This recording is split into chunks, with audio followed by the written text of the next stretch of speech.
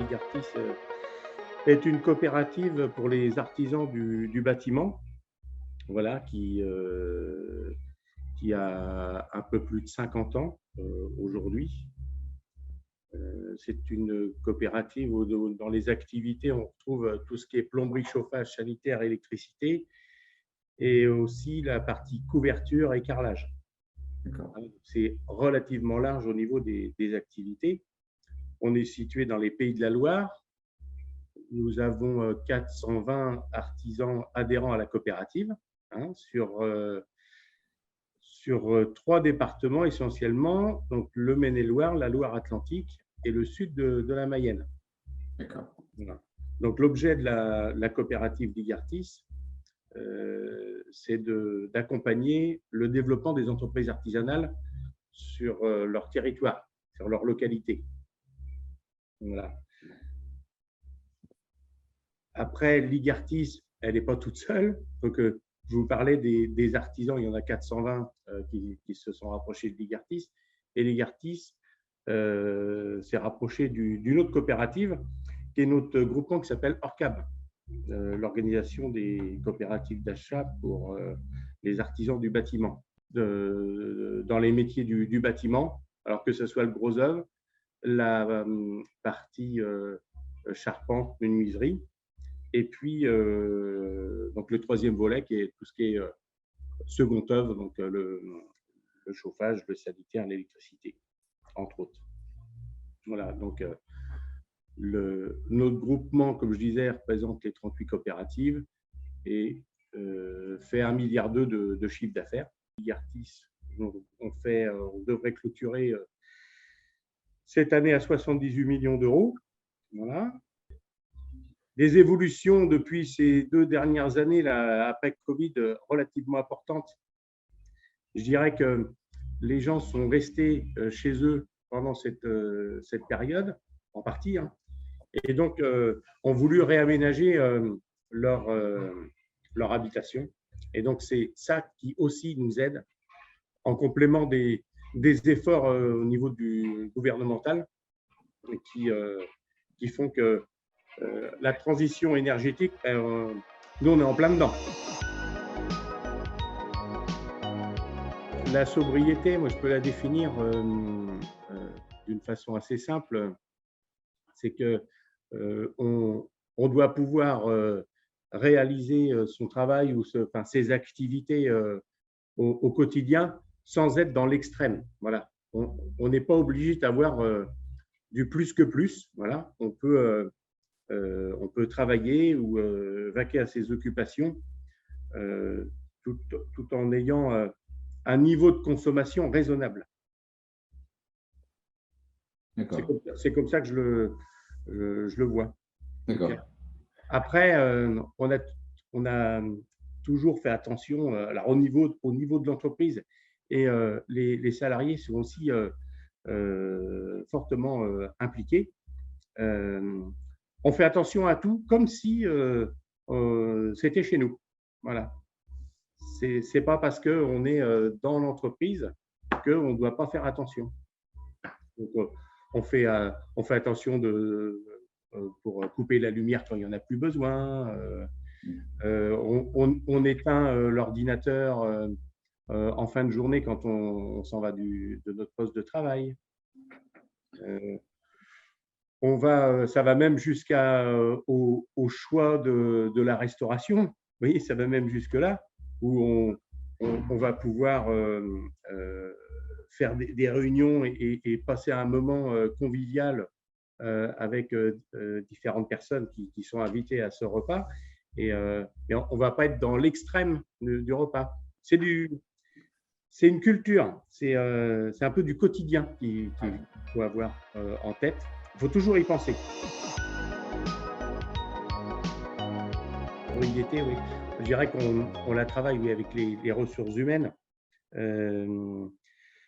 D'une part, on a amélioré le confort au niveau des bureaux.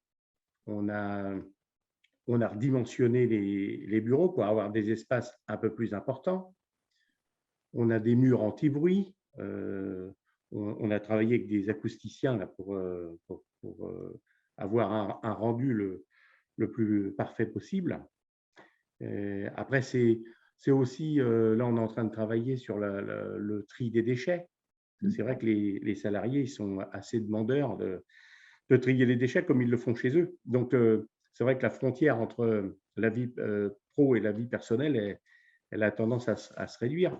Là, on est en train de lancer la flexibilité sur les horaires d'embauche et de débauche pour justement améliorer le confort du salarié. Donc, c'est la plupart des collaborateurs, eux, sont assez sensibles à ça, mais ils ne le font pas remonter à l'entreprise, Ouais. malheureusement. Voilà. On est obligé d'aller creuser, enfin, l'entreprise est obligée d'aller creuser pour proposer des solutions que les gens trouvent très bien, Ouais. mais ce n'est pas eux qui proposent. Alors qu'au bout du compte, ils disent bah oui, c'est vrai qu'on y pensait, mais on n'en a pas parlé. Alors, je n'ai pas toujours travaillé dans l'ESS, mais ça fait très longtemps que j'y travaille aujourd'hui. Alors, nous, franchement, on voit une réelle différence. Alors, plus avec les plus anciens salariés par rapport aux jeunes salariés où ce n'est pas du tout la culture. Mais parce qu'ils arrivent dans l'entreprise, donc ils ne s'en rendent pas compte. L'entreprise qui doit les former, voilà. L'entreprise doit expliquer dans quel type d'entreprise ils travaillent.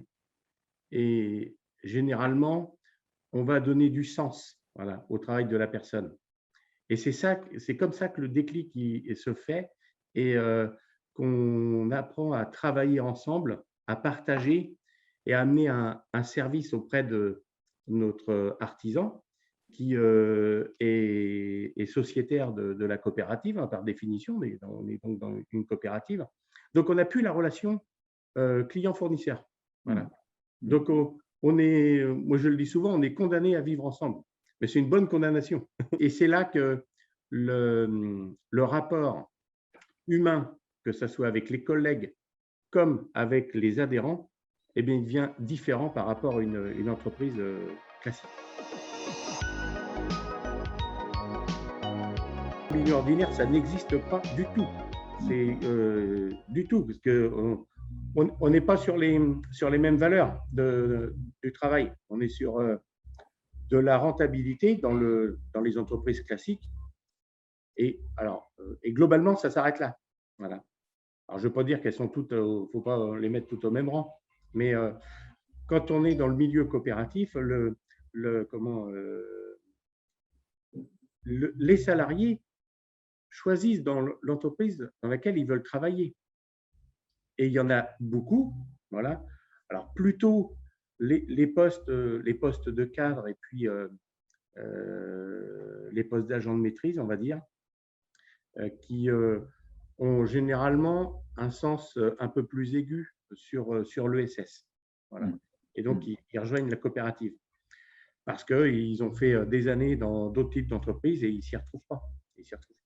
Ouais. Et après, je le redis, mais c'est bien aux chefs d'entreprise, pas aux pilotes de l'entreprise, de cultiver cette culture d'ESS dans la coopérative. Parce que malheureusement, si elle n'est pas cultivée, elle peut être amenée à disparaître. Alors, on a des pratiques.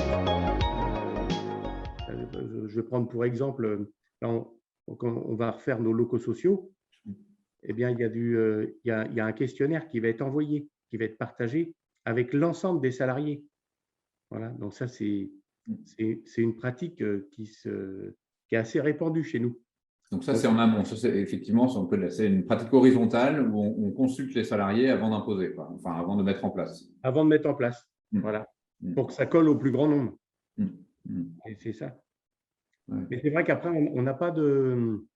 il y a les équipes de rémunération. Voilà, on fait peut-être un peu plus attention à la rémunération entre les hommes et les femmes pour que ça soit de même niveau, à même poste. Au niveau de l'ESS, En tout cas, on a une approche un peu plus tranchée là-dessus. On fait plus attention, peut-être que c'est ça.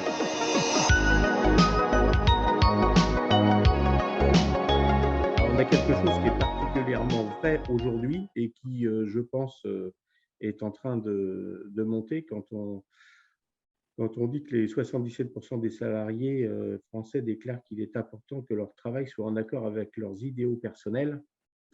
Ça, c'est très, très marqué. Et je peux dire que dans les entretiens de recrutement qu'on a pu faire ces derniers mois, ça revient à chaque fois. Voilà, ça revient à chaque fois. Et ça, peu importe l'âge. Hein. Peu importe l'âge. Ouais. Ouais, ça revient à chaque fois. Il faut absolument que les personnes, quand elles cherchent un emploi, il faut que l'emploi leur ressemble. Voilà. Et si il peut y avoir un poste technique qui correspond tout à fait aux compétences de la personne, mais si globalement l'entreprise ne lui ressemble pas, il ne viendra pas. Je dirais que ça nous ressemble aussi un peu parce que nous, dans l'embauche, on travaille sur le 50% de l'embauche, elle est faite sur la compétence de la personne, voilà, la technicité. Et les autres 50%, c'est sur le comportement de la personne. Et si cette partie-là ne colle pas, eh bien, on n'embauchera pas la personne. Ce qui me surprend aussi dans la synthèse, c'est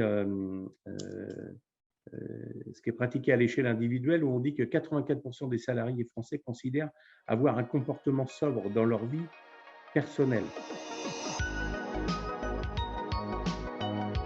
On a aujourd'hui beaucoup de métiers en tension, que ce soit au niveau de la logistique comme au niveau des technico-commerciaux. Alors, je disais tout à l'heure, oui, 50% sur le comportement, au niveau du recrutement, 50% sur le comportement et 50% sur les compétences techniques. Aujourd'hui, on propose du télétravail. Voilà, ça fait partie des demandes qui reviennent à chaque fois aussi. Voilà. Donc, le télétravail, avoir des postes qui sont où on n'est pas seul dans un bureau, mais on partage avec d'autres collègues pour avoir du lien social. Ça, on en parle. Avoir du matériel adapté.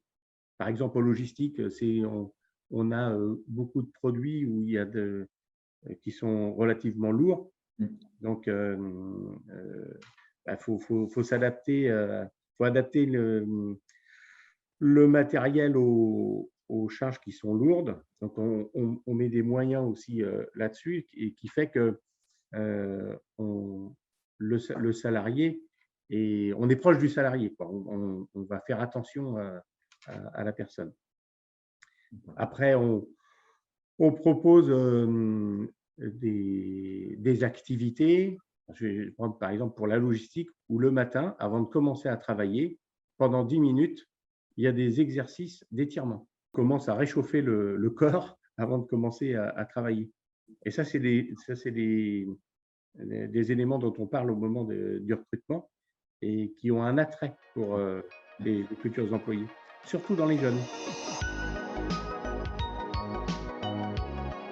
Des choses qui sont à travailler parce qu'on n'est pas parfait. Hein. Et ce qu'on peut remarquer, c'est que dans Ligartis, ces 2 dernières années, on a embauché plus de 70 personnes. Donc, il y a des nouvelles personnes sur les 200 personnes là, au total que nous sommes. Il y a des nouvelles personnes qui ont intégré la coopérative, mais qui ne sont pas coopérateurs. Voilà. Et donc, il y a des comportements qui ne collent pas avec nos valeurs. Voilà. Donc, il faut que ça change. Voilà, dans les 2 ans à venir, et il faut qu'il y ait une grande majorité des collaborateurs qui soient en phase avec les valeurs de la coopérative et donc de l'ESS. Et pour ça, eh bien, j'ai mis en place une formation sur la coopération, sur une journée où l'ensemble des salariés vont y participer par groupe de 15 personnes. Donc ça va démarrer février 2023 et on terminera en juin 2024. Et on va essayer de faire monter le niveau sur la coopération. C'est quoi de vivre dans une coopérative, comment ça fonctionne, quelles sont les différences, pour que justement tout le monde puisse bien se respecter et que les gens vivent mieux au final. Voilà, on le fait avec le collège coopératif de Rennes.